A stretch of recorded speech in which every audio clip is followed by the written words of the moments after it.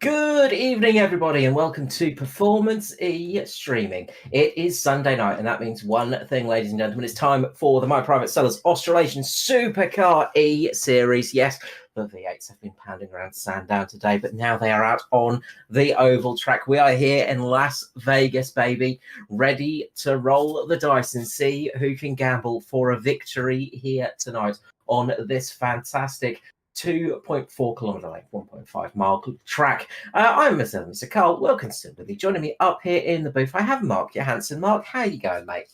Yeah, good, mate. Good to be here at Las Vegas. Plenty of action to come tonight. It's going to be interesting to see who gets out on top here tonight. Absolutely. It's going to be a tricky race for some of these drivers. And we've also got Mr. Matty Hunter in the booth, trying not to get blown away in New Zealand. How you going, Matt? Yeah, going good. Hoping the power stays on before the big storm we've got going on at the moment. Absolutely. If we do vanish suddenly, you know what has happened. Matt has blown away somewhere.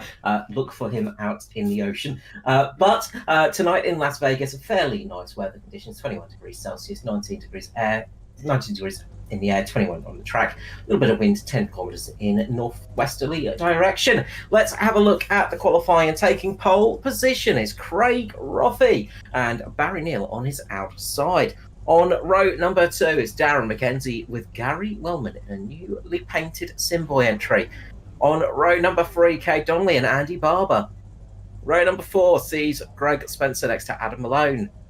Last time's winner, Mr. Aidan Schultz, starts on the 5th row next to Mark Turner. Todd Maxfield, Chris Finley make up the 6th row.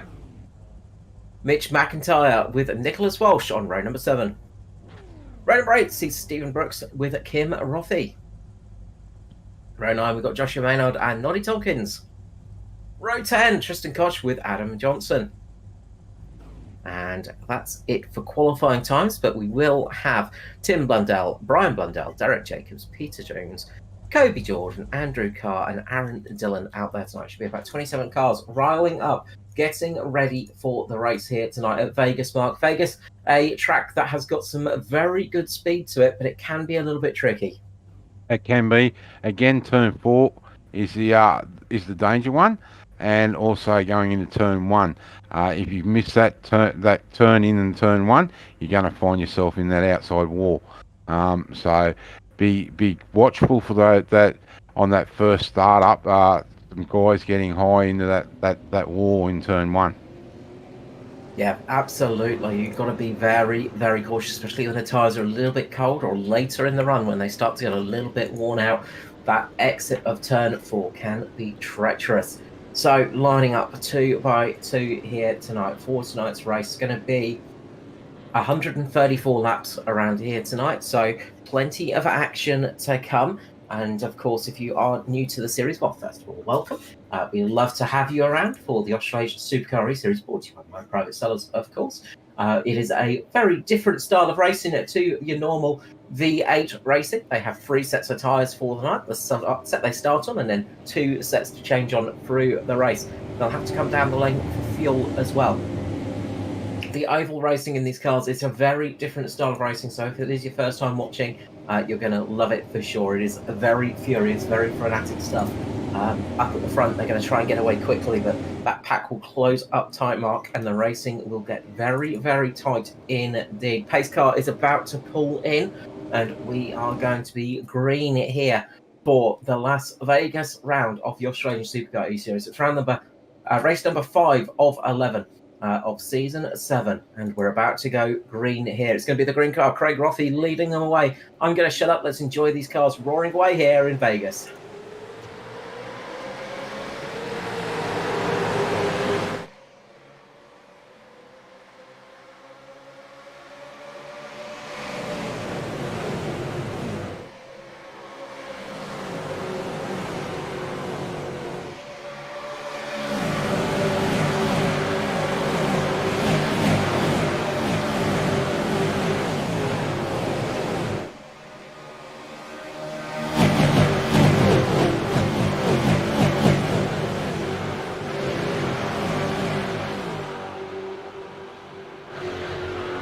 26. Very angry V8s rumble around the track here at Vegas. It is Rothy in the lead. Barry Neal fighting hard. Darren McKenzie and Gary Wellman hard up the front, fighting hard side by side at the moment. And then there's a whole gaggle of cars behind them. The top group, well, all cars separated by about 4 seconds at the moment. That's separating first to 26. Nothing between them. Simple mistake got you a lot of positions here, and everybody's racing hard. Yeah, straight away, straight into hard racing. We've seen Barry Neal get a great jump on the outside to lead into turn 1, but Roppy has come back and he's now taken the lead, and Mackenzie has got his nose in front in second, but as we say that, Barry's fighting back hard with Gary on the outside and Andy Barber there behind Gary Wellman. Yeah, it's good to see Barry up on a high line. I know he's a bit allergic to sitting up high. He's a bit scared of heights, Barry, so the high lines aren't his thing. But he can absolutely get it working up there. I expect to see him dropping a little bit lower when he can, because he is an expert at making a lower line work. He can really get a car running well through those corners, and once he slots into a position where he's comfortable, he will be very quick indeed. But at the moment, the low line is absolutely clogged with cars. You've got Kate Donnelly, Darren McKenzie down there as well, just making it very hard to slot down there. And you can see the blue car there of Barry Neal, the 22, just looking to sort of thinking about making the spot, but he's got Greg Spencer underneath him as well, so can't really make the move at this stage of the race. Yeah, those three on the high line, they really need some more guys up there to catch them.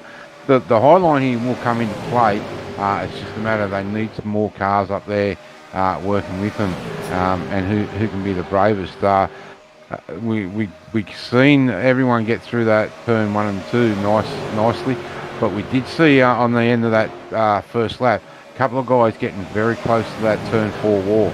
So it's going to be interesting once these tyres wear down and get some heat into them, who gets the slip and slide happening.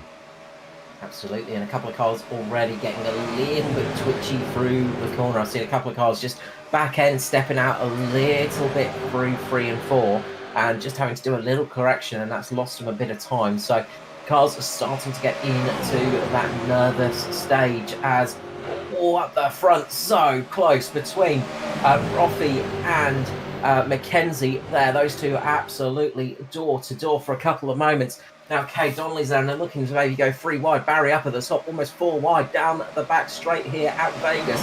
And this is where they start to really show the racing style you get with these big Australian stock cars on an oval. Of course, they've got more downforce than the regular stock cars that would run on an oval like this, NASCAR Cup, the Xfinity and your trucks, of course.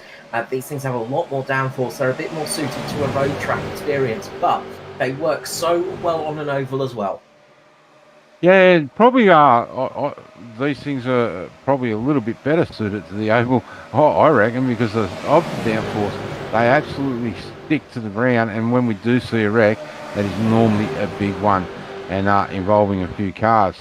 But as we can see, we get almost back to 3 wide racing for second position here as we come down through the tri-oval into turn 1 and 2, Carl. Very much so, and of course, if you're watching this, you'll notice the difference straight away because the headlights there blaring away up the front. Of course, these things have actual working headlights. They're not just stickers, which is a blessing sometimes because you can actually see where you're going. But it does make it look very different on the track. You can see 3 wide, Aidan Schultz in the middle there, Gary Wellman down below, Barry Neal up the top, in front 2 wide, just behind Darren McKenzie. It's Kate Donnelly, Craig Roffey really racing hard. Down the inside goes Mitch McIntyre in the 807 police entry there, and he is coming up to make sure everybody's having the correct amount of fun, just policing that. Yeah, there's too many cop cars in there for me. I'm glad they're all out on the track tonight, not on the Australian roads. That's all I can say after my drive home tonight.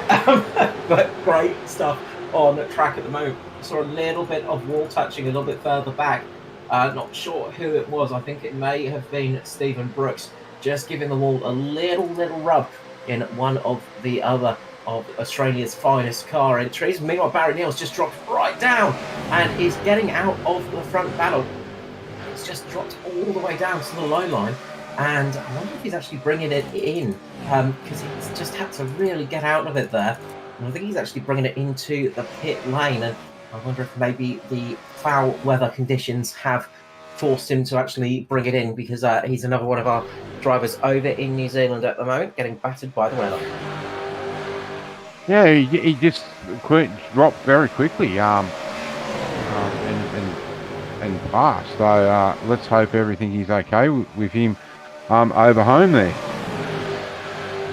Keep an eye on the 22, see if it manages to get back out on the track, or if that is the race run. Meanwhile, we can jump back to the racing now, and we can see throughout the pack at the moment it is great action. Everybody is giving a little bit of room, everybody's giving a little bit of space, but not much, just enough. That's the thing.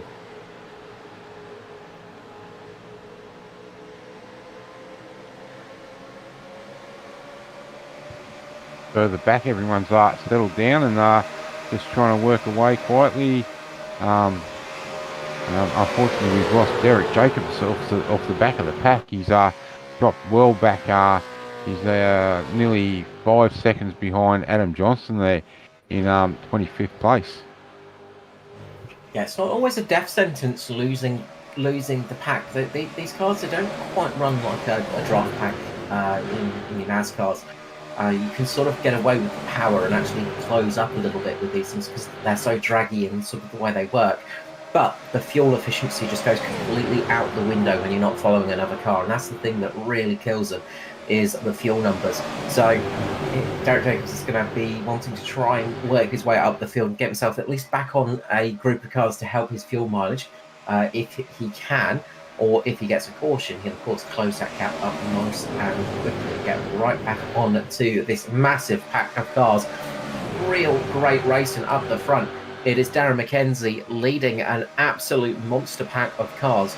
Less than a second covering the top 12 at the moment.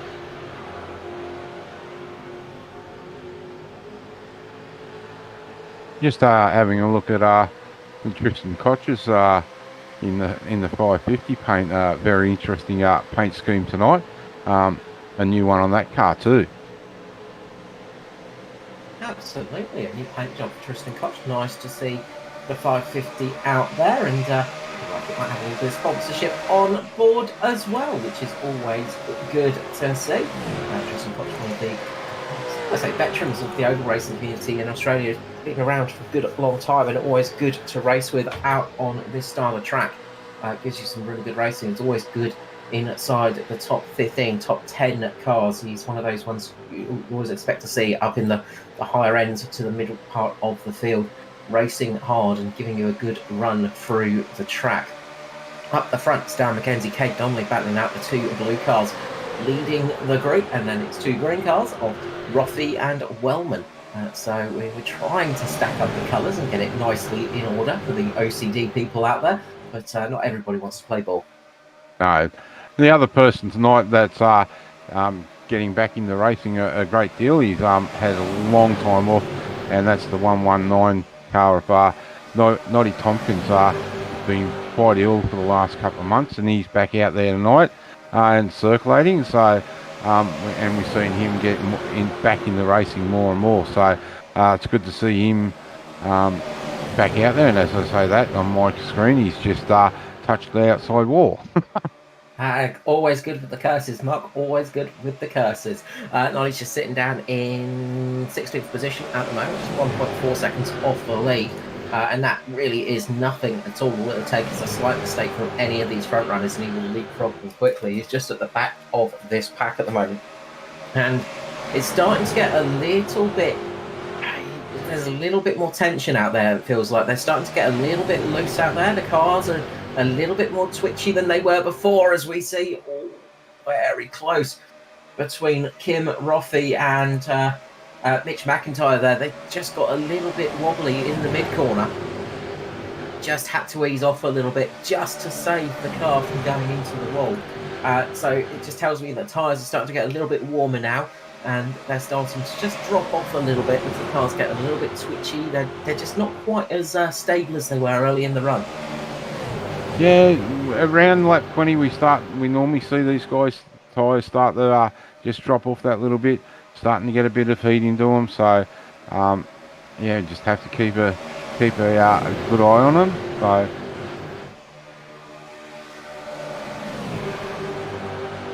And as those race laps tick away, of course, the concentration kicks in as well. And it is very easy to just get a little bit distracted by a millisecond and find yourself in a big accident when you're in such a big pack like this. The concentration is a huge part of running like this. Yeah, most definitely is. And we've seen in the past weeks and right from the start of the year, Carl, a lot of cars just lose that lapse of concentration, and it's can cause a massive wreck. Absolutely, and it's not a thing of veterans and newbies. Anyone can have it happen to them, even the top tier drivers. We've seen it happen, and Craig Roffey almost had a bit of a moment there. He got up high and just had to lift off going through 1 and 2. That was a big moment. Everybody just having to lift off, doing a great job of avoiding a bit of a moment there.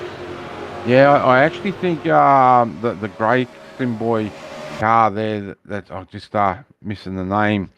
He actually got to come up a little bit and may have just touched Roffey, and that seen him move up track there, Carl. And that would be Todd Maxfield in a slightly new livery, which is throwing us out with the Sim Boys. They've got slightly new colours on tonight, and it just makes it easier to tell them apart, I think. But it's also the thing of it's a new livery, therefore it is really tricky for us just to glance at quickly. So we've nearly got 3 blue cars up there. We just need that police car to get up there in front, and we'll have a nice blue front. Absolutely, a blue tip to the spear, running 4th in tonight's race here at Vegas, and it would be nice if we get everybody lined up in a nice colour-coded order and make it look nice and pretty. But the racing drivers, they don't like to do that to us. They like to make it nice and disorganised, Mark. Yeah, most definitely.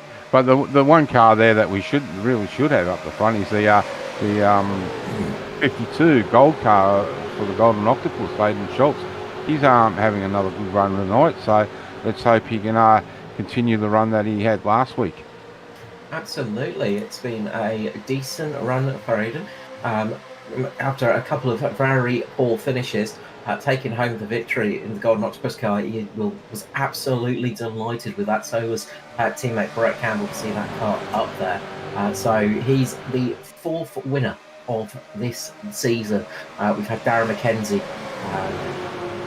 Gary Wellman. Sorry, is it Gary Wellman or Kate Conway? Both, I think. Yeah. Craig Roffey and then Aidan Schultz. So, yeah, it really has made things very, very different for the racing, and it's fantastic to see just how it's actually been running so far. There's been so many different winners, and that's really shaken up the championship as well. We've got a bit of a lull. Of course, as I start to do this, it will start to go crazy. I know it will. The drivers listen to us on the broadcast and they go, oh, well, they're trying to talk through the championship. Let's go crazy and make stuff happen. But Gary Wellman currently leads the championship fight up there in 1st position. He is currently in the lead with Justin Whitcher behind him on 129 points. Gary Wellman on 137, 101 points behind. In 3rd is Chris Finley and Andy Barber, 110. 102 points is Craig Roffey at the moment. Of course, he's a little bit down because he missed the 1st round. Team Championship, though, it's Simboys in the lead ahead of Southern Stars Esports, Pinnacle and Brogue Sim Sports. So there's plenty of battles going on for the championships at the moment. Plenty of championships out there to grab. And a lot of people wanting to get a good result this season. Yeah, it definitely is, Carl. I thought there was someone missing. I've just double-checked, and I'm just going to double-check again. Justin Whitcher actually isn't in the race tonight, by the look of it, from what I can see. Now, my eyes have been playing up, so I will be standing to be corrected, but it definitely does not look like he's in the race tonight. So that may open up the championship even a little bit more. Right, he is not in the race tonight, so yeah, that's going to really mix things up a little bit too. And like I say, it's not been as dominant for Gary Wellman this season, but his consistency has been fantastic. Yeah, last season we seemed to see him winning a fair few races, but he's had a couple of bad starts or bad finishes this season. But he's right back up there again tonight in 4th place. I do know that he does like the mile and half tracks, but sitting right under the rear of that car of Gary Willman is Aidan Schultz, and he's putting the pressure on him. Absolutely applying the screws at the moment is the 52 on the 45. Lots of action still up here at the front. We're seeing plenty of overtakes and plenty of good runs at the moment. But it is Darren McKenzie leading. Darren's been up at front for most of this race. And, well, when you're sitting at the front of a train like this, it will be chewing up the fuel a little bit. You will be going through the fuel a little bit quicker. And that will mean you just have a little bit less leniency with pit stops. So you'll just have to come in maybe a lap or two quicker than the rest of the field by being up there at the front. But of course, if we get a caution, that will completely null and void that. So Darren McKenzie leading the charge from the front in the Southern Stars car. And, well, Darren's had a bit of a rough season so far. Quite a few just technical gremlins again hitting Darren McKenzie, unfortunately. Some weird moments for him. And it's been a tricky couple of races. Yeah, we've seen him out in front of a few races, and unfortunately, we've got the moment at the back with, sorry, Mark, Joshua Maynard just saving that car. I think somebody up in front of him was having a bit of a slide. It was Andrew Carr just getting a little bit of contact, maybe from Tristan Koch, and 897 went for a mammoth slide, caught the side of Joshua Maynard, and both of those drivers saved it by, well, drifting up to the start-finish line. Absolute fantastic car control there from those two, because that was a massive whack. You can see there, just going absolutely sideways, but keeps the car in, keeps his boot in, and keeps the car pointing in the right direction, and carries on almost like nothing happened. Yep. Just check to make sure I haven't spilt the drink or lost the hamburger, and she's all good. Yeah, that's the crucial part, of course. If you spill your drink, you've got to come into pit lane and get that replaced. I mean, that's a rule of the sport. That's it.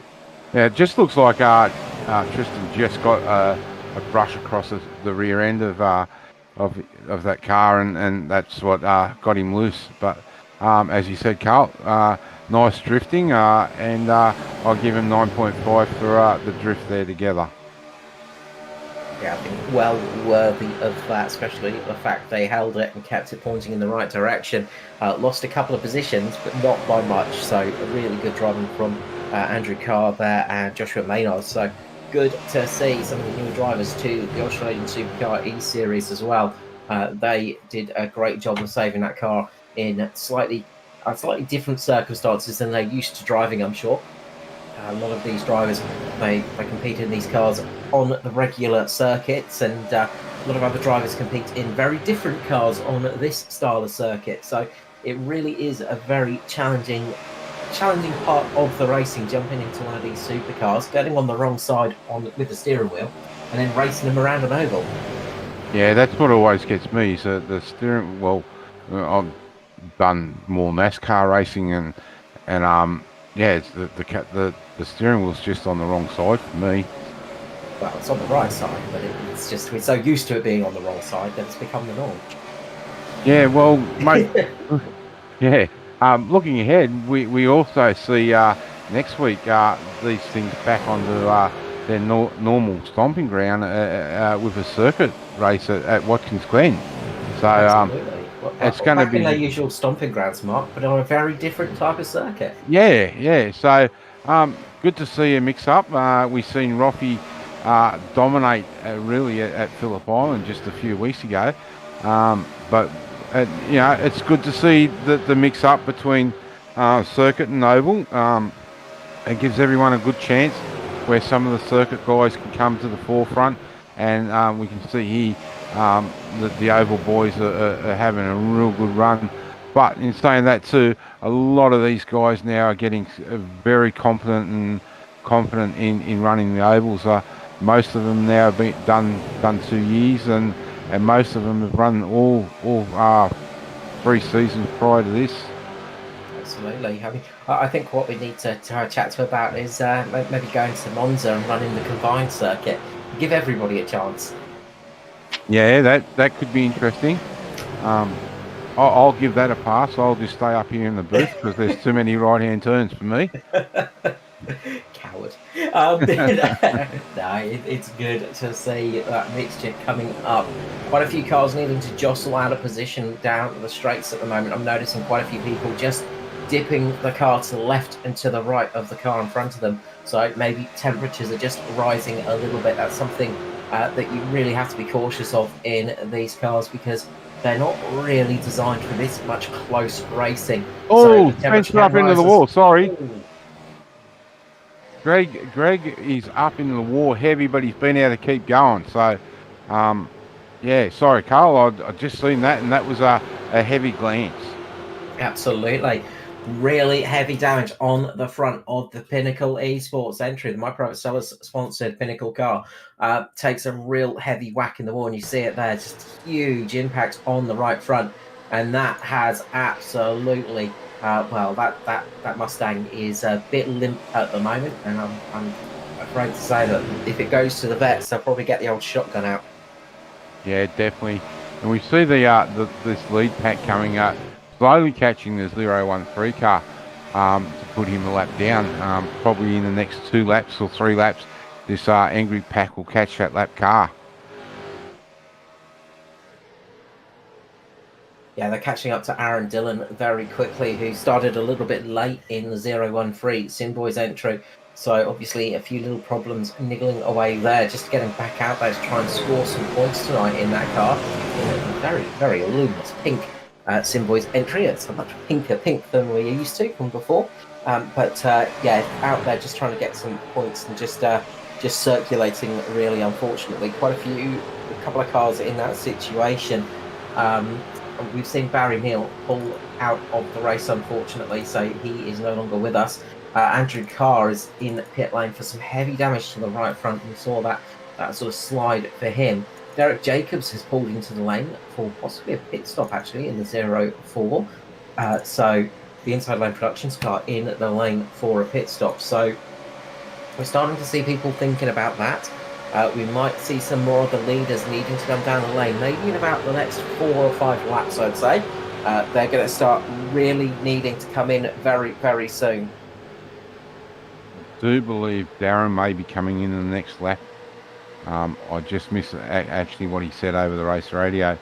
So keep an eye on that 02 car in pit lane, as you said, Carl, in the next couple of laps. Josh Maynard has just called pitting in. Oh! Caution flag is out. The pit stops have caused chaos as Aidan Schultz caught the back of Darren McKenzie as they were coming into the pit lane, and they just did not catch the cars pitting in, and boom, heavy contact there. The same thing happened a little bit further back, so there was a mirror incident happening with Noddy Tompkins behind, who got caught by Kobe Jordan. So there was sort of 2 incidents happening at once there, but the big heavy impact for Aidan Schultz. Darren McKenzie, our leader, took a massive whack in the rear. He managed to get the car settled, so he might be okay with that. But he's had to come in pit lane for fuel, I imagine. But Kobe Jordan's got a huge amount of damage on the front, and you see there somebody gliding in. That's Tristan Koch gliding into Aidan Schultz. Quite a few cars caught up behind, and you can see Noddy Tompkins there rolling to a stop, missing most of his car as he got caught up in that impact as well. So 2 crashes happening at once. First caution flag here tonight at Las Vegas. Now, Carl, we've seen a lot of guys making their way down towards pit lane. Now, when I know with our normal racing, the NASCAR, as soon as there's a wreck, they close the pit lane, and maybe we can see the pit lane lights have gone red. So I'm just wondering if these guys are going to end up with a drive-through for entering a closed pit lane. Yeah, it could be a drive-through or an end of line. Usually, I think it's end of line, isn't it? For a closed pit lane. So they might just have to get to the back of the line because coming in at that stage, and I think some of them had no choice because they'd committed to it. And you see, I think is that Craig Roffey down there underneath having a big moment as well. Made contact with Noddy Tompkins. I'm trying to look close to my my secondary screen at the moment, but yeah, tricky to see. It just very, very messy situation there. So I think quite a few people will have to drop to the end of the line for penalty-wise for that one. Yeah, I just can't remember what it is, and I do apologise, but I do think you may be right, Carl. It may be just the end of line. Yeah, it's still unfortunate though for some of those drivers. They're going to get shuffled around in the wrong spots, in the wrong positions, and look, some of them had no choice other than coming into the lane there because if they'd pulled the trigger and darted back out, they would have had a massive wreck for sure. So, drivers, this is going to affect, well, quite a few drivers. It's going to affect. I think Derek Jacobs might just get away with this one, will he? Or will he have to drop to the back of the line, I wonder? I think he's going to go a lap down. So he could be in a position where he drops a lap, unfortunately, because he was one of the first cars in pit lane. So he might not be getting his lap back. So that could be painful for him. So, yes, we'll have to wait till it's all settled down a little bit because... as you can imagine, it's a little bit messy out there at the moment. Yeah, and look, I believe Derek at the moment he's the only American driver in the field, and it'd be something like 3 a.m. or something over there for him. So, well done, Derek, on staying up and running with these boys. Absolutely, one of the night owls out there and having a good run here tonight for the My Private Cellar Australasian Supercar eSeries here on Performance E streaming. Say race 5 of 11 here at Las Vegas.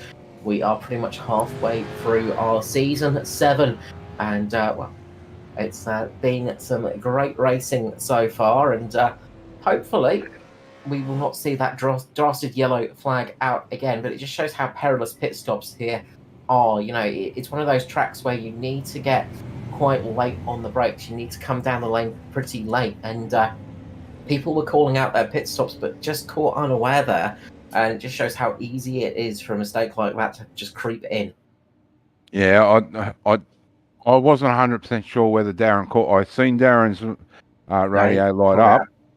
Yeah, I was just going to say I'm not sure, but because I couldn't hear it, but I did see his radio light up, and I reckon Aidan was just blinded by I did hear Aidan say sorry to Darren. He didn't hear it, so unfortunately he was just blinded by the guys that are directly in front of him as they moved to the right. That's it. I mean, you don't get much visibility out of these cars in the best circumstances. So in a race like this where you're so close, you can barely see anything. Well, they're all getting ready for a restart, and it's a Simboys front row. It's Kay Donnelly and Todd Maxfield up at the front, Gary Wellman, Tim Rossi, Christopher Finley, Pete Jones, Tim Blundell, Joshua Maynard, Craig Roffey, Nicholas Walsh. That's our top 10. We go back to green flag racing here. 84 laps remaining, and Donnelly gets a nice start on the low line. Yeah, good start. So we've got to wonder now, Carl, did guys take their tyres and a full tank of fuel, or did they just take fuel and save that other set of tyres? Well, they got 2 sets to play with in this race, so they've got to set up their sleeve. But I imagine it's tricky, isn't it, Mark? Actually, so I think that there were a few people that were struggling on those tyres, so I think quite a few people will have taken some tyres here, and they'll still have 1 set left to play with for the end of the race. But if you saved a set of tyres here, you could be in a really strong position later in the race. And I'm just watching Kay Donnelly just absolutely fly away from the rest at the moment, and I wonder if that's because he's on some slightly fresher boots than everybody else and is just taking advantage of that, or if he's on some slightly older ones, they've just got up to temperature instantly and everybody else is just having to build it up. Yeah, again, we do apologise to our viewers. That's one thing we're not able to tell is whether they did take tyres. So if there's anyone out there that can produce an app to help us out, that'll be great. Absolutely, it would be a very useful feature in iRacing to know who has and who hasn't taken tyres. Of course, even in the NASCAR side of things, we get called out by that slightly. We just have to work off of timing to get a real idea of who's taking tyres, who's not, because the graphics can be a little bit misleading sometimes. But usually we can kind of get an idea of how it's gone. Pretty much everybody was stationary for about 32 seconds there, so a couple of people were a little bit longer, but I think they had damage. Yeah, the thing with these cars though, Carl, is that fueling they go up on jacks, whether they take tyres or not. We're a little bit lucky with the NASCAR if we can actually watch the pit stops there. We can see the guys go up on jacks because they don't have to go up on the jack for fuel only. So that's one thing we do have an advantage over. We do, but sometimes it does lie to us. I've discovered. Yes. Yeah. Yes. It's very rare, but it does happen. I do remember calling the Godfather as taking tyres, and he turned around and said, "No, I never took tyres." Yeah, but can we trust his word for it? Well, he's the Godfather.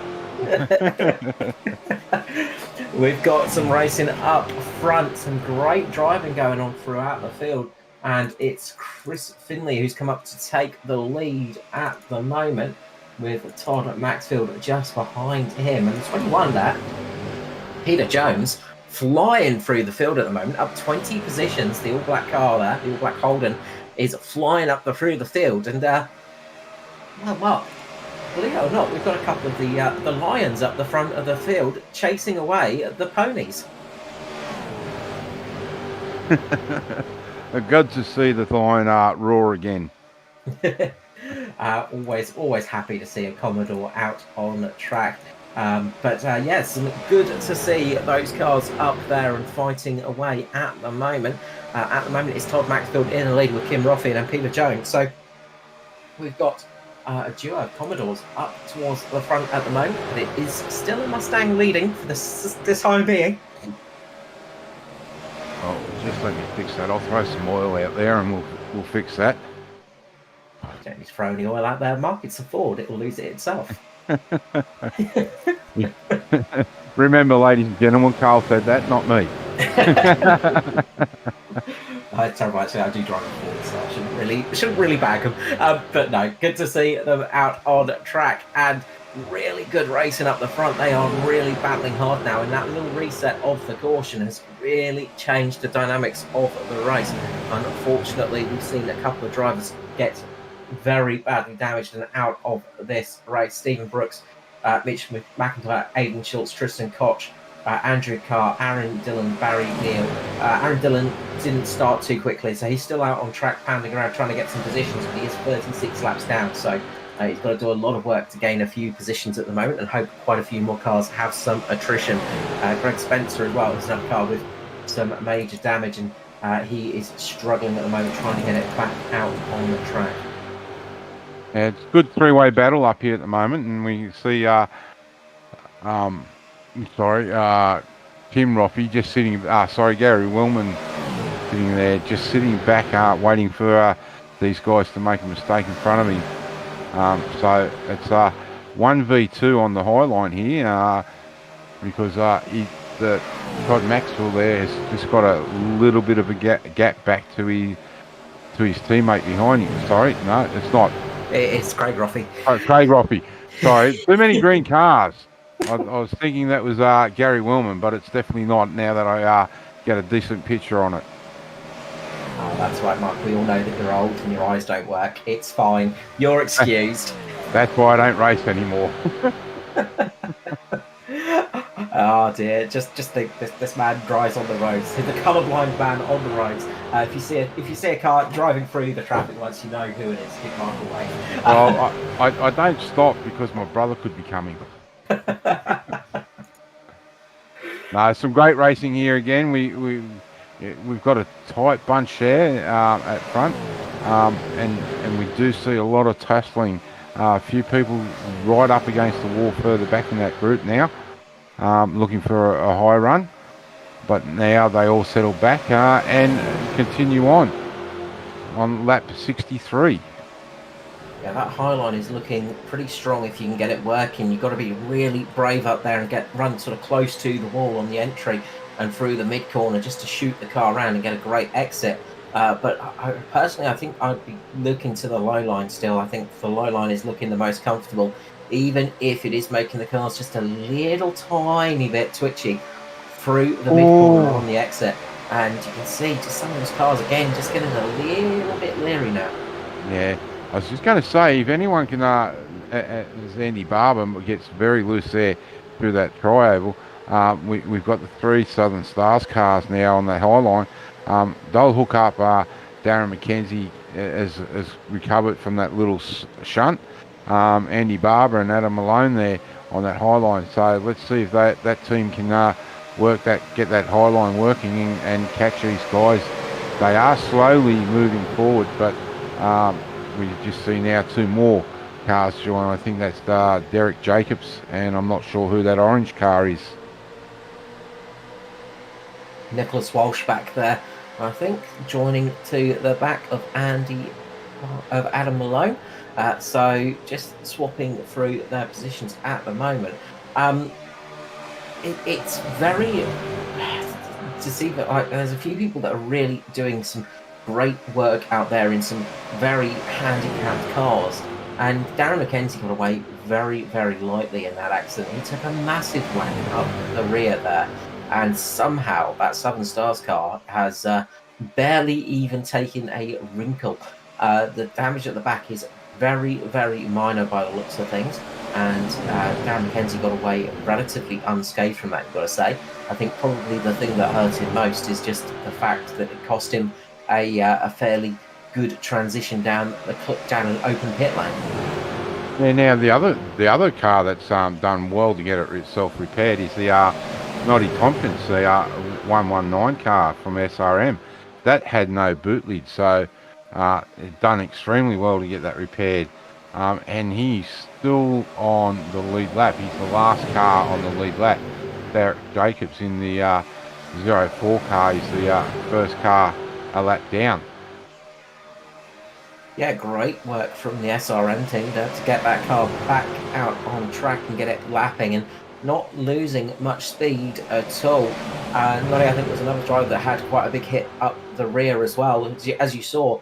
But he's gotten away relatively unscathed in this car. And look, it's something that is different about this car compared to your regular oval NASCAR and stock cars is it doesn't have the same crash structure in the front and the rear. It doesn't work the same way as your traditional NASCAR would. So it can sometimes be a little bit more fragile in certain places, but a lot stronger in others. And it's just shown there, it has absolutely survived a monster hit up the rear, and that is good to see. Yeah, well, we've seen in Bristol today how weak those left rears are on those NASCARs. A certain yellow 22 car, which was I was happy to see out of the race this morning. Not watched that race yet, so be careful what you say, Mark. No, that's all I'm saying. Trouble with this today. Up the front, Darren McKenzie getting a monster run and a great push from behind. Andy Barber helping his car teammate along with Adam Malone. So those 3 Southern Star cars are working well together. Yeah, they've been able to get that outside line working, and Darren's now taking the lead again. So it's good to see. Yeah, great job up there, and they're working really well with each other to get themselves up to the front. And if they can spread themselves out and get themselves locked on both lines, they could be in a really strong position in this race as it counts down. And that's what they do. They drop down with Andy Barber. Darren McKenzie drops down with them. And fortunately, that's going to leave Adam Malone a little bit left out to hang to dry. So they've got to try and shuffle that third team car up there a little bit more before they can safely seal off a line. And you can see people already just trying to stop that from happening. They're jumping up in front of Malone just to try and steal a little bit of the air, steal a little bit of the aero, and work their way up towards the front here, because it is crucial to keep yourself in contention. With only 62 laps to go, there is plenty of action here to play for. And the further towards the front you are, the less chance there is of getting caught in a nasty wreck. Yeah, but in saying that too, Carl, everyone's now settled down. The cars have settled down again. Although we are now on a 24 lap stint on this set of tyres, so we may see a few cars starting to get loose again very soon. Yeah, they're going to be trying to hang out as long as they can. They want to try and take it so they only need one more stop to get to the end. Currently, that's going to be about 20 more laps, I'd say. So it's going to be who can keep it out the longest and who can get this one working. That's going to be a key feature, because you don't want to come in too early and sort of cost yourself an extra pit stop, because that can be absolutely painful, sitting out there knowing you've got to pit again while everybody else is free to race to the end.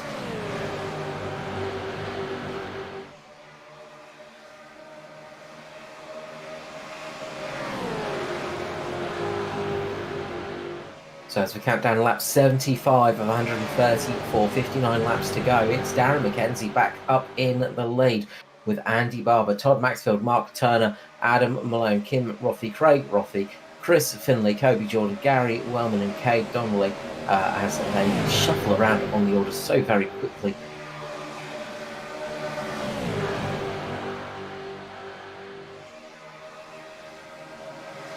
Racing is very, very furious out there tonight. Some great stuff we're seeing, and we're seeing a lot of people really sort of going towards the low line here, Mark, and that low line is looking pretty decent.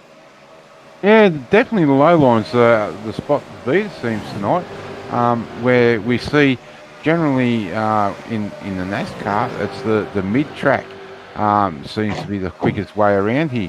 But for these V8s, it's definitely the low line, and we can see almost now nose to tail. But as I say that, there is someone up the front that has decided to jump out. And Mark Turner having a big run. Yeah, he's jumped out, but he just tried to jump back down into that low line, and Adam Malone cut him off. So he's stuck up there by himself. Again, we see him try to make that move back into that low line. Adam just gets underneath him. Great racing here. Adam's been able to keep up underneath the nose of Todd Maxwell, so nice work for Adam. But I think if we see a couple of these other guys behind, like Kim Rothie and Craig Rothie, if they can get up there, and they'll definitely jump up there with Mark Turner. As I say that, Kim decides to have a look, but pulls back down into that low line. Yeah, that low line is seeming really, really popular at the moment. As I said, the high line, I think you can get a lot of speed out of it, but it's just a very, very tricky line to get absolutely working. Usually you find in oval racing, the slightly higher lines, they can be a little bit more. Yeah, they also seem to be a little less harsher on the tyres too. Again, the tyre model in this seems to be one of the ones that are working with tyre wear. So we see both tyre wear and heat come into effect here on these things. So being in that middle to high line is gentler on the tyres.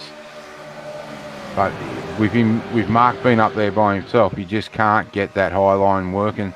So now we see him drop back down into 5th place there, and he'll join the queue. And be interesting to see if we get the guys have the big run at the, like we have seen on that last lap, the last couple of races, and they've been very close finishes.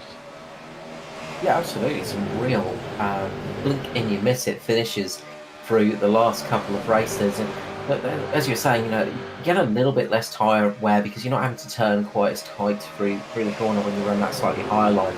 But you also have to run a little bit further around the track as well, Mark. And it's funny to sort of to say it, but it can use a little bit more fuel running the high line. Yeah, it's probably only like 0.4 of a litre, but in a race where that's so tight, that 0.4 of a litre soon adds up over 30 laps. Very much so. The little intricacies of oval racing. It's not just turning left lots. There are plenty of things you've got to really keep an eye on and try to get it working through a track like this. And well, they're doing a good job so far tonight. We've only had the one caution, and that was with the pit stops. Just a bit of a moment as a car caught the rear of a car pitting, and a little bit of a second action happening behind in a mirror image. And that's the only time we've seen a real sort of caution tonight. There was a close call as somebody, as a couple of cars got very close to each other coming up to the tri-oval here in Las Vegas. But some really good saves saved us from seeing that dreaded yellow flag appear. Just looking back at Greg Spencer's car at the moment. He's been able to get some of that damage done, but that nose still isn't 100%. So, unfortunately for Greg, he's now fallen 17 laps down. And we've got two cars that are a lap down. Derek Jacobs in the 04 and Adam Johnson in the 960 car. So they are having a tough night tonight. And I know Greg would not be happy with being 17 laps down, but nevertheless he's out there getting points for himself and his team. So battle on, Greg. Absolutely, a critical night for him tonight because he's the sole runner of Pinnacle tonight, I think. So sort of scanned around and double checked, and I think that's the only Pinnacle car out here tonight. So that's going to be a big factor in the championship, we've got to say, and that could really be something that affects the final of the rounds. So we'll keep an eye on that one as the rounds tick away, of course. And well, at the moment it is going very well for Southern Stars. They have Darren McKenzie and Andy Barber right up the front, and Adam Malone currently sitting in 5th position. So they are in a very strong position for the team's championship tonight, and they would be delighted to carry on some momentum after a few good finishes this season and continue on and try and secure at least a fingernail on the cup, because if they can get that close, then they are within a shout of getting the championship. Yeah, definitely. And I was just going to say about Greg's car too.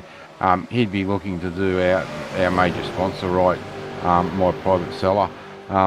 So to keep that car out there and running. So well done, Greg, and a special shout out and thanks to My Private Cellar for getting on board with the series. Absolutely, a big thank you to them, and of course all our sponsors here at the Australasian Supercar eSeries, of course, Hot Toddy Heating Installations over in. My brain's gone dead there.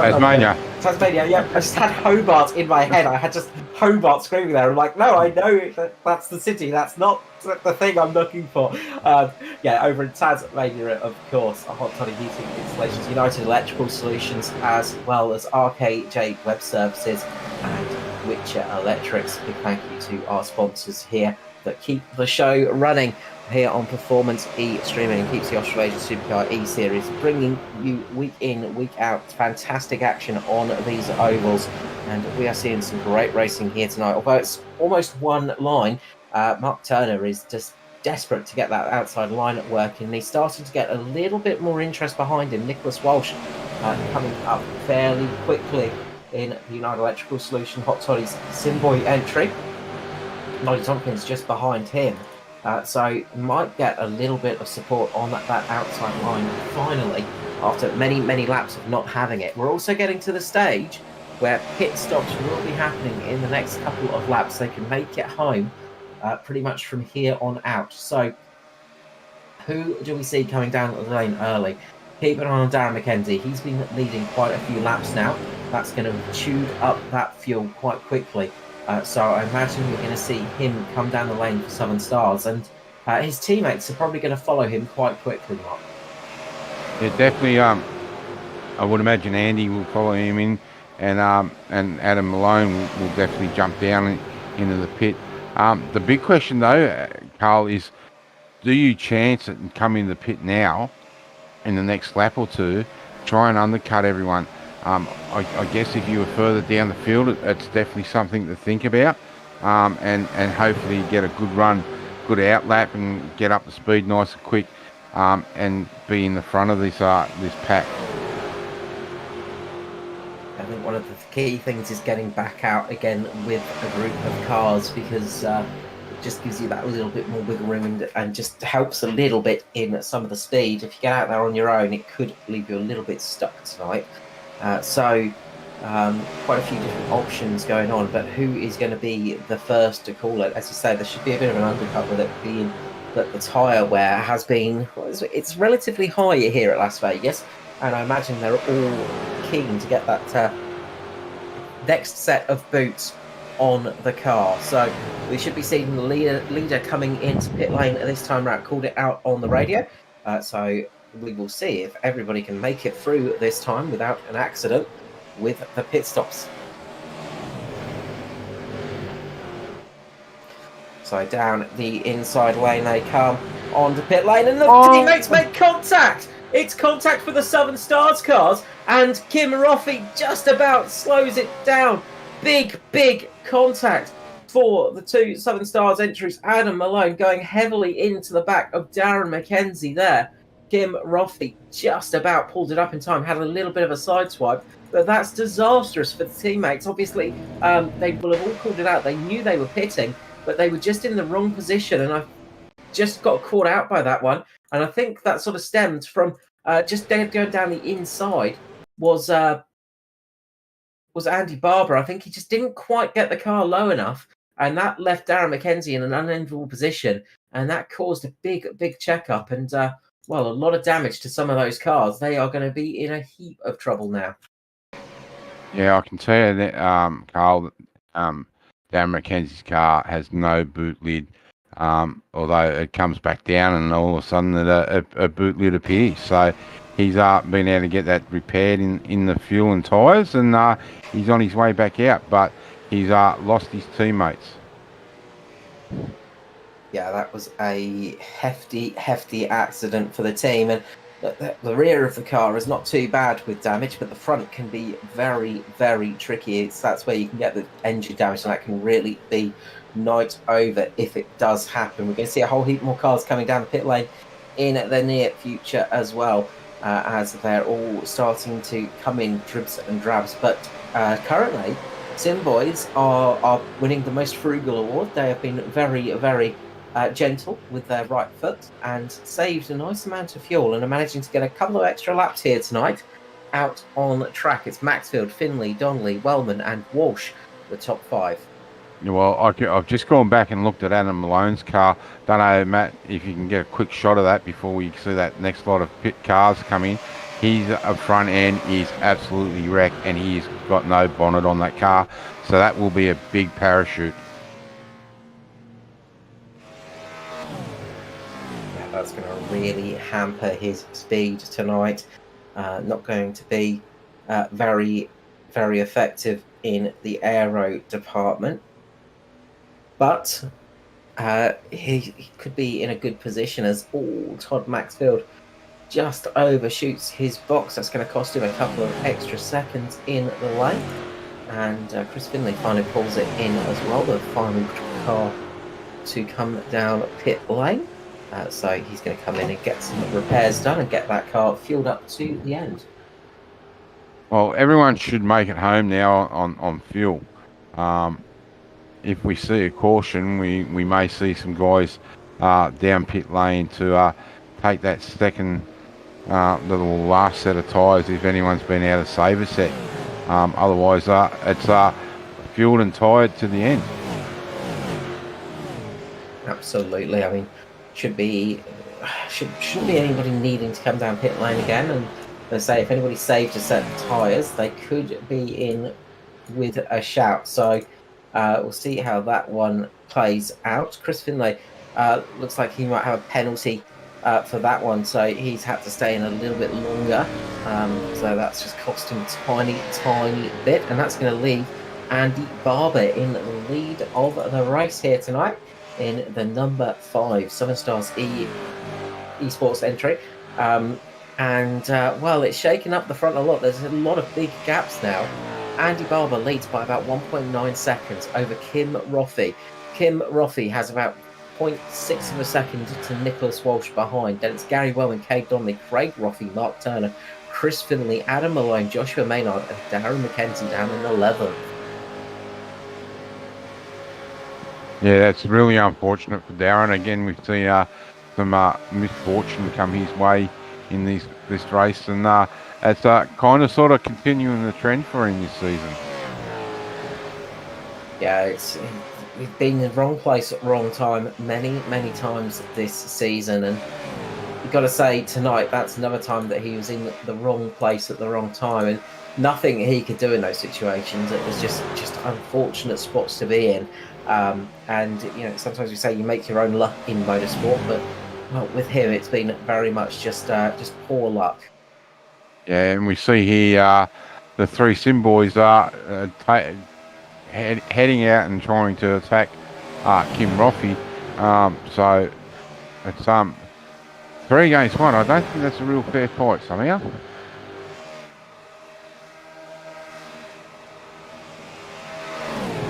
Yeah, a bit of an unfair advantage for the Sim boys with numbers, unsurprisingly.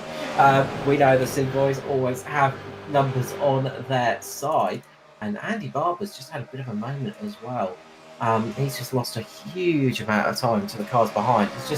Car's just looking a little bit not quite as settled as he want it. I think he just had a couple of moments where it stepped out and just didn't quite seem like it was in the right position. It just wasn't running as well as it should be, and he had to lift off a bit, and that's really meant that the very fast closing train behind, being led by Nicholas Walsh, has closed in very quickly indeed, and it won't be long until we see that gaggle of cars shoot past.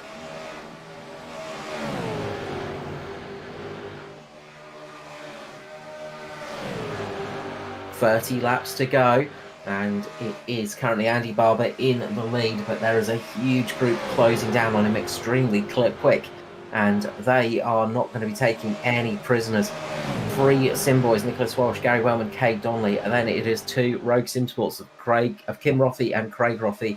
Mark Turner out there flying it solo in that car at the moment. Chris Finlay in 8th, Darren McKenzie in 9th, and Adam Malone currently sitting in 10th spot. Joshua Maynard having a good run out here tonight on the oval in 11th with Kobe Jordan. Peter Jones, another driver, having a good debut night on the ovals.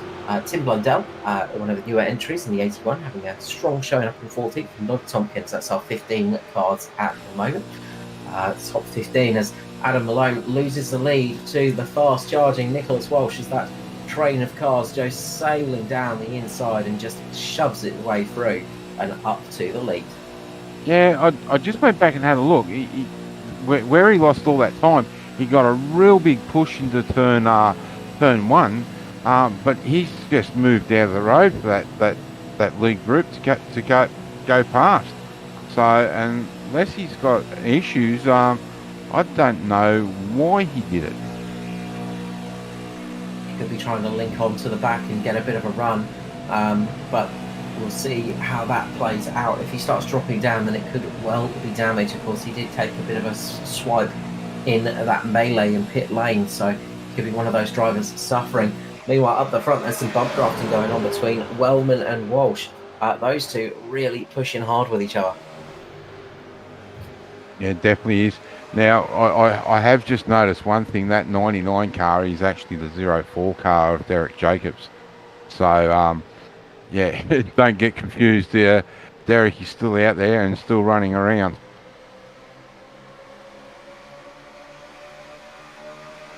But now we have 3 sim boys up front, and they have definitely settled into this top 3 for the time being.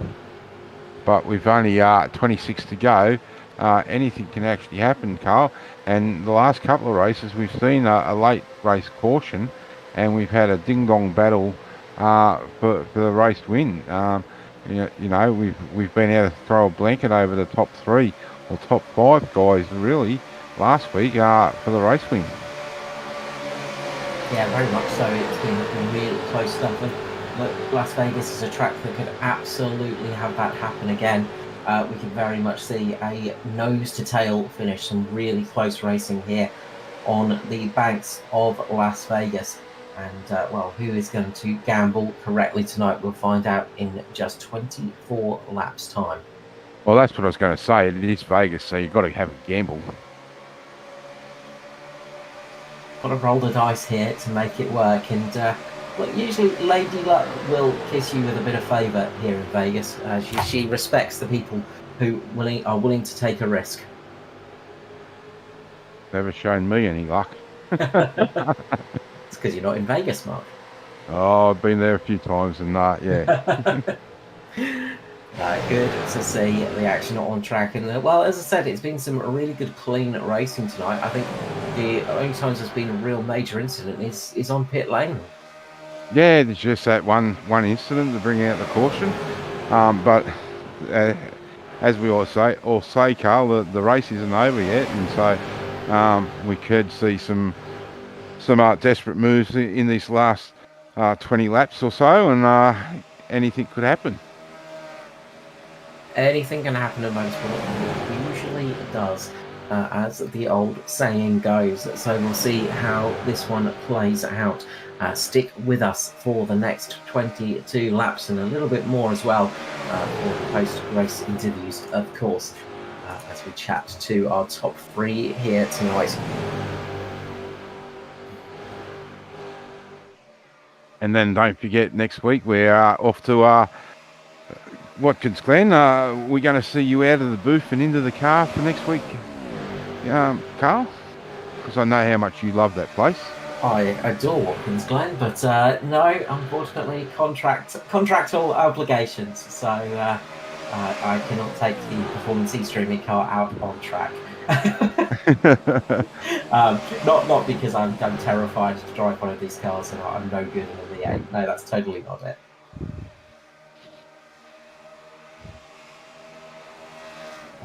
Lack of experience in this car, I'll put it that way.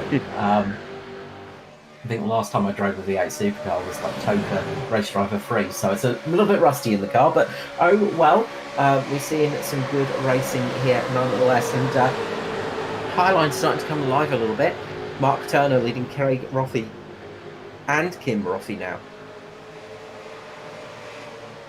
Yeah, we've really seen that Highline come to life. And as I said, you just got to get a group of cars up there and really start to work that together, and you'll get the good run through to the front. And realistically, they want to be trying now to have that run before we get down to the final 3 or 4 laps where you really need to be working together and push each other. Of course, leading is not always the best position to be in on a track like this. Sometimes sitting back a little bit and using that draft and getting yourself a huge slingshot can be the key. So I wonder if we're going to see anybody just practicing that a little bit for the next couple of laps, just to get an eye in for the final run to the checkered flag here tonight. Who can absolutely pay it off to perfection? Well, we're going to find out in just 17 laps time. It's not long until we come to a close for tonight's race, ladies and gentlemen. And with some great action out here tonight, as always. And, it's a lot of concentration and skill to get these cars, as we see. Nicholas Walsh moving up into Mark Turner's way, just blocking off that high line a little bit, getting an idea of how that high line runs. It looks like he got caught off guard a little bit there as well. So trying to get an idea of how the high line runs for Nicholas Walsh just did not pay off. Maybe just trying to swap himself back in the order of the Simboys cars, that really didn't work for him. very aggressive driving from Mark Turner as well. Kept the boot in there, really good stuff, and was not letting the Sim boys box him into a position there. Some aggressive moves, but it is the last 17 of the laps of the race, so it's definitely going to work.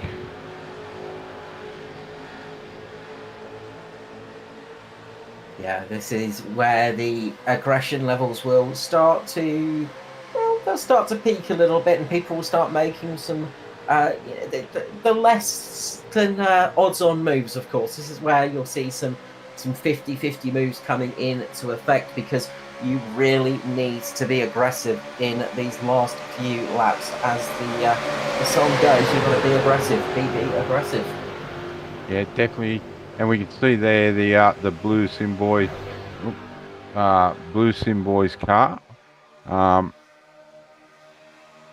Wrong way.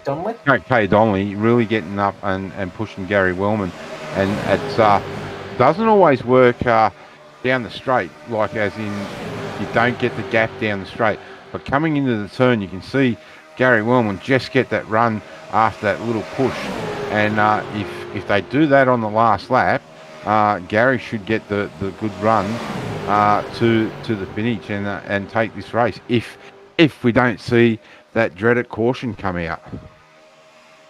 Yeah, they're doing their little practices to the flag here, and that's the thing I love about oval racing is you'll see drivers doing that little bit of practice for the final few laps, just to get their eye on the ball and just to get themselves ready for the run to the flag. It's not like some regular racing where you have to really be very on it all the time and not try some things. In the oval racing, you can try something. If it doesn't work, you can work your way back up to the front relatively quickly and get yourself back in that position. So that's what we're seeing right now. And we can see there on the very high, Darren McKenzie is caught back up to this lead group, and he's actually looking for a third lane. So don't be surprised if we see 3 wide out of turn or into turn 3 and 4 on the last lap. Yeah, Darren McKenzie coming back into this race. Remember, he's led a lot of it, so he's got some really good pace here. He's just had some misfortune in the pit lane. The first caution flag, of course, was when he had a car go into the back of him. And then in that second pit stop, the teammates made contact with each other. He luckily got a heavy impact in the rear, but it's not affected the car too much again. So he's got lucky with both those accidents. And now he's in to the top 10 in the final 10 laps as well. And do not be surprised to see the Southern Stars car back up in the lead in the next few laps, as they are slowly trying to catch up to a lapped car at the moment in Brian Blundell. Yeah, we see Mark Turner move up high, let that Rogue Sport car through. So now we are seeing the Sim boys just get a little bit of a gap there. Now one of them has moved up and looking to block that high line. Now we have the two Southern Stars teammates linked up on the low line. Don't be surprised if we see them try and make either a line in through the middle of these two rows, or they head to the low line if they are stuck where they are. But Andy Barber just seems to have the pace there in that for the Southern Stars in that red car now. Absolutely, and I would not be shocked to see a little bit of a bump and run action, Mark, as well. Just a little bit of rubbing here and there, just to go, look, I want to get through. You're not letting me through, so I'm just going to make my own line. Yeah, definitely. And we just see that Andy Barber, Chris Finlay trying to just hold Barber down in that low line. I wouldn't be surprised if he's just up there trying to play the little block game with 8 laps to go now. We can see. Sorry, mate. I just going to say I can see there Andy's trying to move him up track, just trying to get him off that pole line, to maybe try and slingshot up into the front. He's got the gap there now if he wanted to move up, but it's too early. We've still 8 laps to go. I was about to say, he's done a good job of sort of blocking off the line for the Simboys. But now Andy Barber's got his way through. He's worked his way through the Simboy blockade and got himself in front of Finley. So that's a crucial move there to get yourself ahead of the Simboys, who were blocking off those lanes and doing a great job of protecting them. But all of a sudden, the race has turned again. Now there's a car up on the high line. Cade Donnelly might have to go up there and try and block a little bit, but if he does, he's going to leave Gary Wellman exposed. It's all about chess now. It's chess at a couple of 100 kilometers per hour, driving around a track, and that's what they're doing. They're trying to position their cars in the right spot, about 4 moves ahead in the race, so they can finally get there once the checkered flag falls, and they can make their move. And at the moment, it's looking good for Andy Barber. But you've got to say, Wellman and Donnelly have been working together so well at the moment. It's going to be tricky to beat them. Yeah, definitely. And we can see there, again, Darren McKenzie trying to join his teammate, and he's... Oh, touch! They're saving, they're wrecking. No, they're wrecking, and the wreck is happening now. Oh, sorry, that was a long wreck there, where they almost made it through. Though. Unfortunately, it was Adam Malone got caught up again with another teammate as they were just sliding around, and Adam Malone pointing in the wrong direction, and his car is toast. Again, we can just see that swipe across that rear bumper that unsettles Gary a little bit. They were just practicing that draft a little bit, and just a bit too much of a bump, you got to say, just the wrong position, just slightly out of position. And that's the thing with bump drafting, is you've got to be so on it. You've got to be right on the position to make it work. If you're a millimeter off, this will happen, and that's exactly what has happened. Chris Finley trying to save the car constantly with Mark Turner making contact, and then this is where we see the secondary impact between Wellman, Malone, and Barber. And Derek Jacobs underneath. He's done well. He may have just got a touch, but those two Southern Star cars are wrecked. Yeah, that was huge damage for them. They've already taken a big licking as well. And you can sort of see that big impact happening to Barber, and it just sort of being he was trying to save it as well. Everybody was trying to save a car in that situation, but unfortunately it got a little bit too chaotic, and eventually the cars went around and we saw the caution flag fly. Yeah, I think we may even see overtime here. With 3 laps to go, they're not going to get this form back up, so I'd say we're into overtime. Kay Donnelly's in pit lane. I think a few drivers need to get some big repairs done to their cars. So Adam Malone, Andy Barber, Cade Donnelly, Chris Finley all needed major repairs done. Darren McKenzie's got himself a black flag out of that from contact, I'd say. So he's going to have to go down pit lane. And, that's going to be unfortunate for him because he's currently leading the race. So Darren McKenzie is going to get a black flag here for, unfortunately, again, really not his fault. He's just been going around tonight, but he's been hit a couple of times, and I'd say there was contact in all of that trying to save, and that's just pinged him over the limit, and now he's got to come down the lane to serve a drive-through for contact with the penalty system in iRacing. Yeah, now according to my timing screen, that will leave Craig Roffey and Mark Turner on the front row, with Gary Wellman and Kim Roffey on the second row. That's it. Darren McKenzie will take the start, of course, but he'll have to come into the lane to serve that penalty. Otherwise, it will get applied post-race, and it will be much more severe. So, it's going to be a painful one for McKenzie. Andy Barber in the pit lane, unsurprisingly, to get some repairs. He's managed to hold it out a bit longer just so he can get in the lane and get those repairs done, and hopefully get back out on the lead lap. I think that's what he's hoping for at the moment. So, this race has, it's been a nice long green race, but all of a sudden, a cat amongst the pigeons has happened. Yeah, definitely. And as you said, Carl, unfortunately for Darren, that will see him drop right to the rear of the field and end up back down in in 20th spot or thereabouts for the race result. So he's done very well, but again, just some unfortunate incidents to go his way, and that will see his race done and dusted.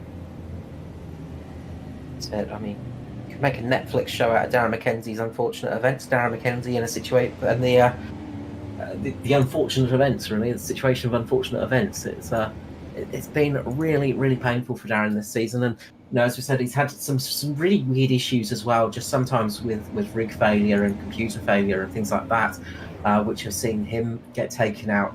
And those are the things that, for sim racing, it's the closest you get to mechanical failure, so to say. We don't have mechanical failure, random mechanical failure, that is. If you make contact with somebody, the engine might blow up from overheating, but you don't just have random things fail for no reason in iRacing. So, computer problems or rig problems, that's the sort of equivalent for sim racing. And Darren McKenzie's had the luck of a British F1 driver, you've got to say, just constant bad luck. Yeah, anyone would think he was in the green car. Yeah, it's been a rough one for him. So that's going to shake things up a bit and, shake the field up a bit, Mark. So we are going to have a green-white checker here. And, anybody that is new to oval racing, a green-white checker is, Mark. A green flag, white flag, and check it. That is it. It's overtime, of course. We get an extra couple of laps for racing, and the next flag will be the end of the race. So if we get a caution before that white flag falls, that will be the flag that ends the race. So next flag ends the race. What will it be? Well, it's anybody's race to go. So pace car will be pulling in just a few moments. Darren McKenzie will be leading off, but remember, he's going to have to come down pit lane because he's got a black flag. So unfortunate thing for the 0-2.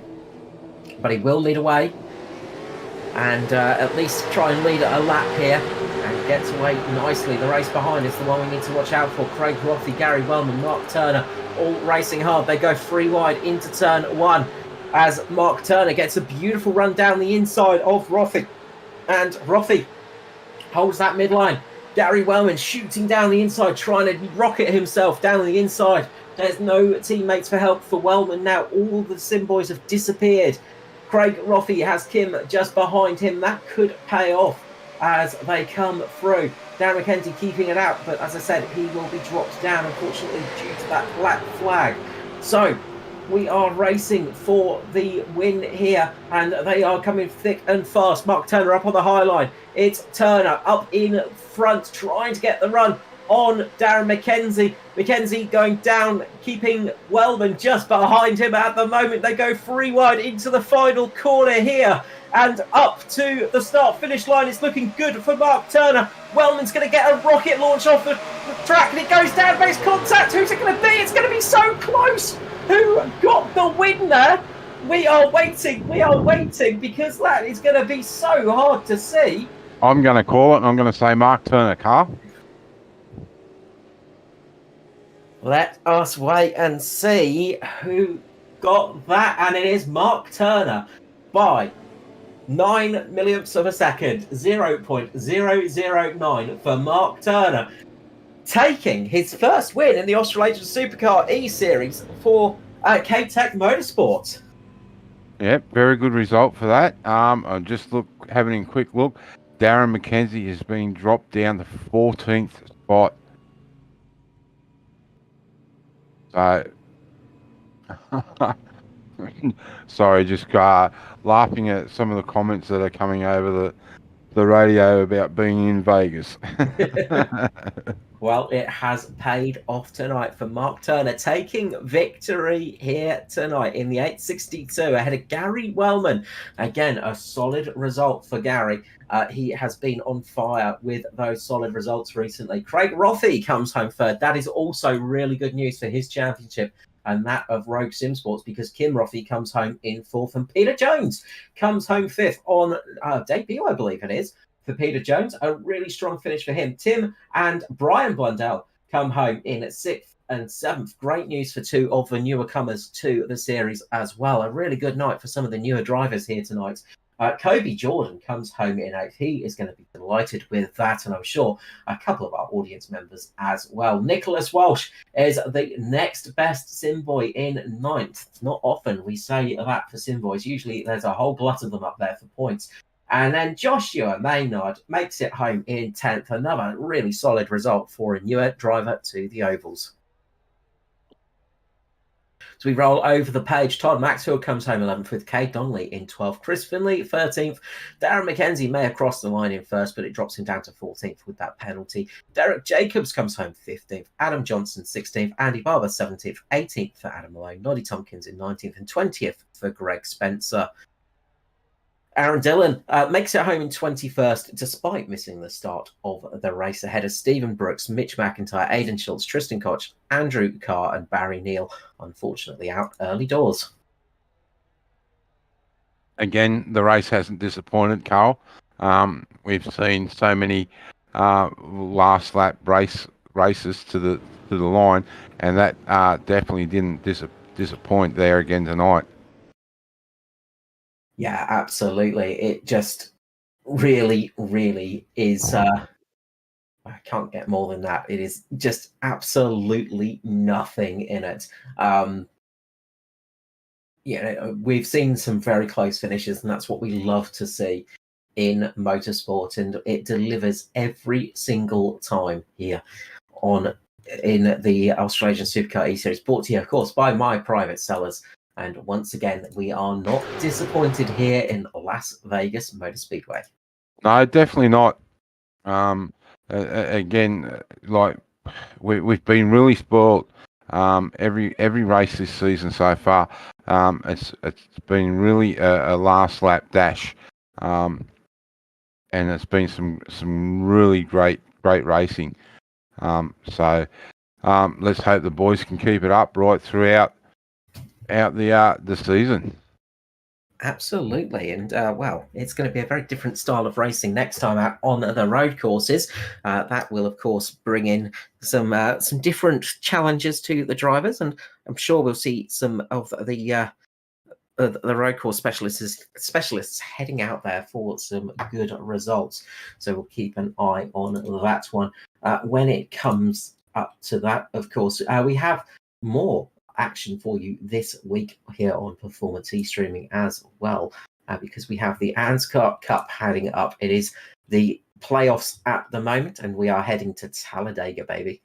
So yes, yes, it is Talladega, isn't it? No, is it? No, it's Texas. There we go.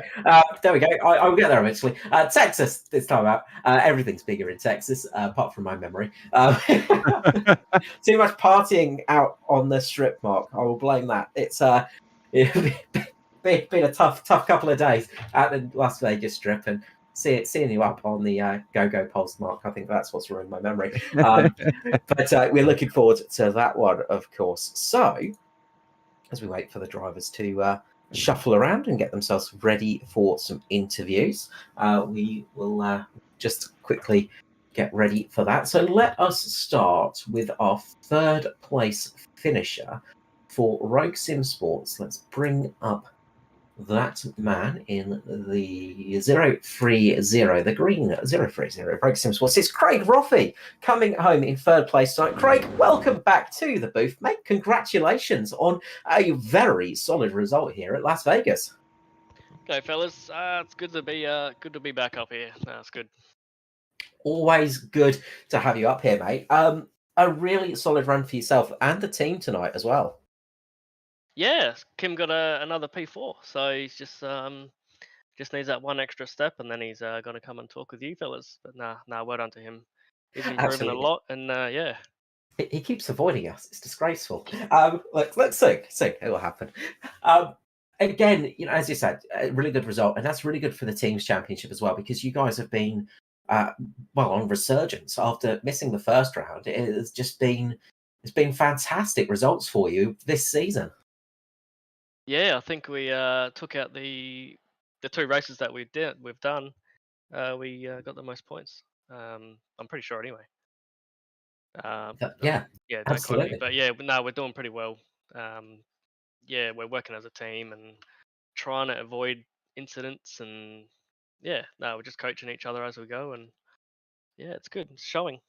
It is indeed. It's always good to see. And look, even for your championship as well, you've been having some really good, consistent results this season, as well as a win. And I imagine you must be feeling confident heading to the Glen next time out after your performance at Phillip Island. Yeah, try not to do the commentator's curse, Carl. I'm not sure. I'll say it'll be a solid run. I'm not saying anything like it's going to be a good run, but solid run. We'll go with that. Yeah, nah, it's definitely it's doing well this season, and yeah, it's gonna be good when we go to the road courses again.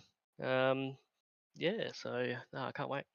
I'll come do an exorcism on the car for you now, Craig. Nah, it's all good. Yeah, don't trust Mark's exorcism. It didn't work for a couple of drivers tonight. Look, a fantastic result. It's always great to have you up here. Before I let you go, though, the shout outs love. Of course, need some sponsors on the car, and hopefully, if you keep coming up here, somebody will go, yeah, okay, we'll chuck that on the car. Yeah, mate. Hopefully. Yeah, just the team at Rogue. Good bunch of lads. Just need to Rick to get his shoulder back into gear and come back out. But just yeah, this race we missed a third person, so I think that might affect the overall night teams championship. But yeah, you fellas up there always do an awesome job. All the league sponsors and the league admin itself. No, it's awesome. It's good stuff. Always great, Craig. Thank you so much. Look, hopefully a speedy recovery for Rick as well. We hope to see him back out on track and get another win as well. Would be nice. Yeah, hopefully. Cheers, fellas. Have an awesome night, mate. Thank you so much. Cheers, mate. Cheers. Next up for the Sim Boys, the lone Sim Boy tonight. It's a bit of a Sim Boy. A lack of Sim Boys in the top 10 tonight. It feels strange. But Gary Wellman joins us for P2 tonight. Another consistent, strong finish here tonight at Vegas, mate. Yeah, it was a good one, Carl. We were there for a bit, but yeah, we had a bit of a bingle and wiped a few of us out. But yeah, I was happy to still pull off a podium. Absolutely. Look, a podium finish is never a bad thing, is it? And so far this season, it has been going very well for you with that. Yeah, I think I've been up here a couple of times, so yeah, no, it's always good. So yeah, tonight was a bit trickier. It's kind of a bit single line and hard to make it work on the outside. And when the pits, the pit stop cycled around, we sort of worked our way to the front, and I was hopeful we'd kind of stay there, but it didn't quite work out as planned. But anyway, I got here anyway. Yeah, it wasn't much that you missed out on. It was a very close finish once again. And once again, you've become a bit of a bridesmaid. Yeah, I don't mind that, mate. It's good to see someone. I don't know if Mark's got a win yet, so it's always good to see a fresh winner. And yeah, Craig and me were running pretty hard, so he definitely deserved it.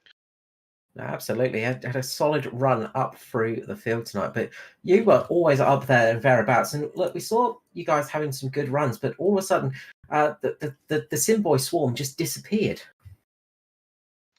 Yeah, it did. We were there, and then I think that last caution got a few of us, and I don't know, it was a bit weird. I think Cade was pushing me, and it was working every other lap, and for some reason that one didn't, and it all went a bit pear-shaped there. But yeah, we got back out there, and I think we still had a good night for the team. So that's the main thing for us boys. We're happy to sort of work together and see if we can chip away at those team wins every week.